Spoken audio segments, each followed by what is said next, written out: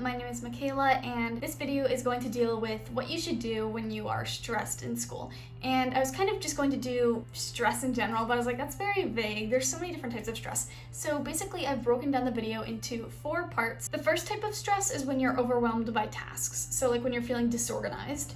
The second is when you're exhausted by your tasks, so when they're mentally draining and all you want to do is just sit down, relax, and stop thinking about what you have to be doing. The third is confused by tasks, so this is more when you're stressed because you're unsure of how to go about doing your tasks, like you really just don't understand the assignment at hand or you don't know how to go about doing it. And the last one is when you're feeling panicked by tasks. So like maybe a deadline, you're just running out of time, or maybe you don't have enough time. All right, so let's start with the first one, when you're feeling overwhelmed by tasks. And this is when you just have so many little things that you're thinking about and you don't know where to start.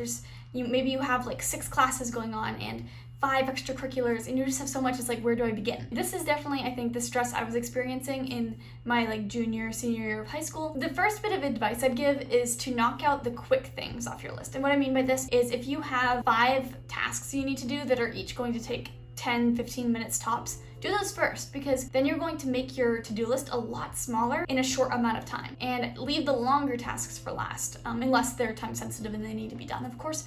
But I think it's kind of good to get the quick ones out of the way. Second, I think it's very good to be specific with what you are going to be doing when you have a lot of things in your list, so that way when you come across it in your list, you know exactly what it's referring to. So instead of writing down in your to-do list anthropology essay, put down research and write thesis statement for anthropology essay. I mean, you can still write it shorter than that, but that's the general idea. As soon as you have a responsibility that you're thinking you need to get done, get it out of your head and onto paper or onto your phone, whatever it is. Find an organizational method that works for you. So whether that's reminders on your phone that pop up, taping your schedule to your door, find something that works for you. Organize by category, because when you have a lot of tasks, it's kind of weird if you're switching from basketball practice to math to writing that anthropology essay. So if you can, maybe organize things by category. And then also organize as much as you can by color coding. And I know this isn't for everyone, but honestly, I find it so helpful when I have a lot of classes or a lot of tasks.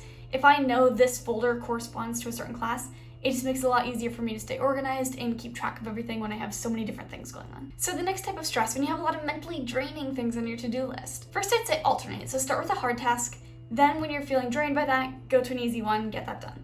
Then go back to a hard one once you feel like you've had a little bit of a chance to relax, and so on. Take handwritten notes in class, because then you'll have less time studying. So if you're already feeling mentally drained, the last thing you want to do is study longer. So definitely take handwritten notes in class. Also find a stress relief for yourself. This is so important, whether it's exercising or cooking, yoga, just find something that helps you to relieve that stress. Make sure you give yourself time to do that, but get things done first. So there is in Harry Potter, there's a quote in a planner that Hermione gave Harry, I think. And it was like, once you've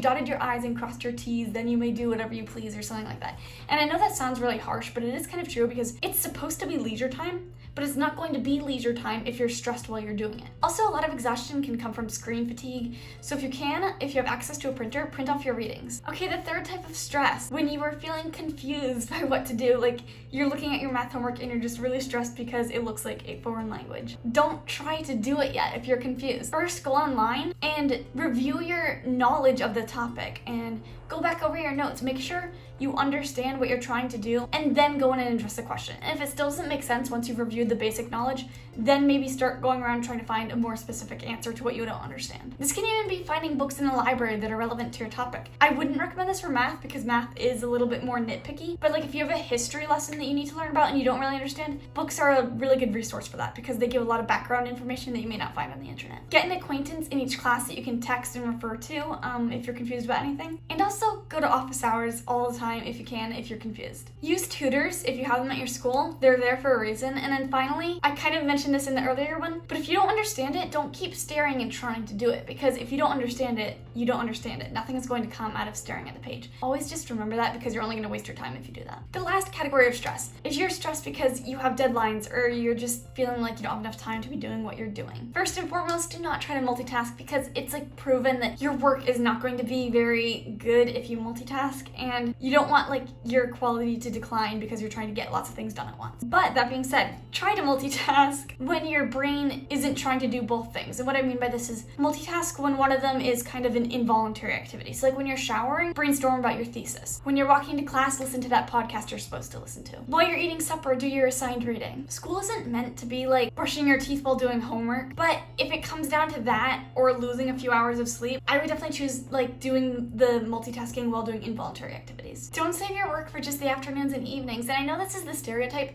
to do your homework after class, like save it for the PM of the day. But honestly, if you can wake up early enough, mornings can be so productive. You can get so much done, and then while you're in school, you'll feel a lot less stressed because you'll know you'll have already knocked some stuff off of your plate to do. Once you wake up and you're hanging out in bed, instead of going on your phone and browsing through TikTok, Instagram, Snapchat, instead do a reading maybe, or just homework that doesn't take a ton of brain power because obviously like it's early morning, but get something done while you're in bed. Remember that quality work is sometimes concise, and this is for the perfectionists out there. Don't feel bad about like doing something quickly because it can sometimes be just as good. Write all your deadlines in advance. That one's kind of obvious. The last one's really important. Don't feel guilty about saying no. If you're asked to go out with people that night and you have a ton of homework, don't feel bad about saying no. And if you have a club meeting that you feel like you have a responsibility for and you're usually there, you're usually attending, don't feel bad if this once you have to say no because you have some science homework you need to do. Remember that it's your time and you should be spending it as you choose, and however spending that time would be least stressful for you.